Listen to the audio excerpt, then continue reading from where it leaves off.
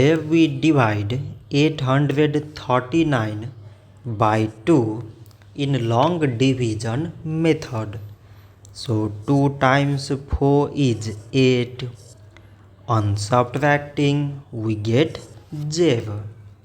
So now again we put down this 3 and 2 times 1 is 2.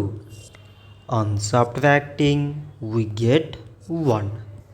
So now we put down this 9 and it is 19. So 2 times 9 is 18. On subtracting we get 1. So now this 1 is less than 2 and there is no other number to put it down.